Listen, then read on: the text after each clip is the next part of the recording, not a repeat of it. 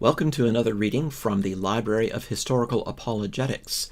Today we'll be reading a selection from the work of Johannes Ebrard. Ebrard was a German theologian who was born in 1818 and died in 1888, and he was a staunch defender of the historicity of the Gospels. This passage comes from a work which has been translated as The Gospel History, a compendium of critical investigations in support of the historical character of the four Gospels, translated and published by T&T Clark in 1863.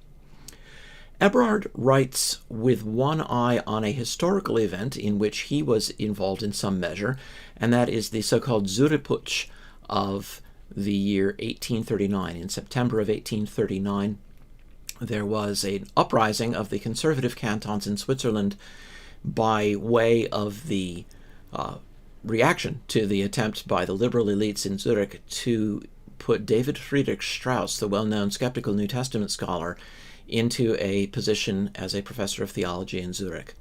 The move was wildly unpopular, and the people in the surrounding more conservative areas rose in armed revolt and marched on Zurich. The events that Ebrard will be referring to have to do with some of the tense things that happened during those days and some of the fog of what was going on and the crisscrossed signals and so forth. But he begins this story of the Swiss messenger by talking about some obvious facts about historical testimony, and of course he has one eye on the Gospels as he's doing it. We commence, he says, by laying down these two general principles. Number one, it is very possible, when several writers narrate the same occurrence, that they may differ in several points from one another. In fact, it is most probable that they will do so. Number two, it is quite possible for two different occurrences, happening within the same sphere, and amidst the same circumstances, to resemble each other in several particulars. On these two principles, but little need be said. The former is confirmed in 100 ways every day. We have only for an experiment to obtain the report of a sermon from two different persons, both qualified to give it. The arrangement, the leading thoughts, and the most striking passages will perhaps be given word for word by both, but the filling up will certainly differ widely in the two reports. Or take some such accident as that a man has broken his leg or been run over by a carriage. Apart from all exaggerations with which accounts of such things are so frequently accompanied, just listen to two of the coolest and most intelligent bystanders and see whether one will not give prominence to this point and the other to that, one laying emphasis on what the other passes over altogether without there being anything false in either of the reports. This is perfectly natural. Each one, besides what is necessary to explain the course of the event, states what struck him most, what is most deeply impressed on his memory, and what comes readiest through the association of ideas. And thus divergences arise. And the only question in reference to these is, can they be explained by the free mode in which the narrators have treated the subject?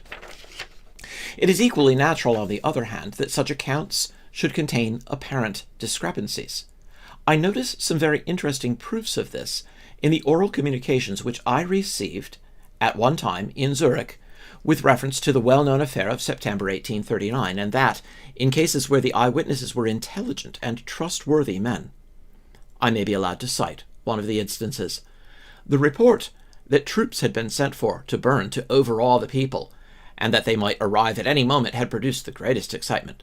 The people, armed on every hand, and were ready at the shortest notice to march to Zurich or meet the Bernese forces. On the evening of the 5th of September, information was received by the leaders of the popular movement that there was no foundation for the report. They immediately caused several hundred letters to be written and dispatched in all directions for the purpose of quieting the people. Now, one person informed me that, late in the evening, N was sent with a letter to Pfäffikon. Another told me that N was sent in the evening to Pfäffikon, but after going a short distance returned with a report that the alarm bell had already been rung in Pfäffikon. A third related that two messengers had been sent on horseback to Pfäffikon, and a fourth that N had sent two men on horseback to Pfäffikon.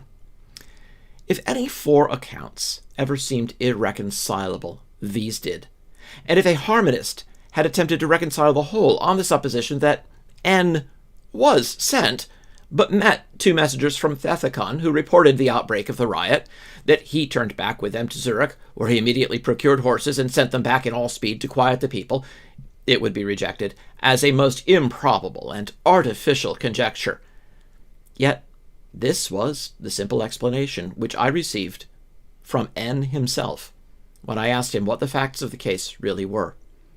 We see from this example that there is much greater fear of being too timid than too bold in resorting to hypotheses for the solution of apparent discrepancies. This has been a reading from the Library of Historical Apologetics. I'm Tim McGrew.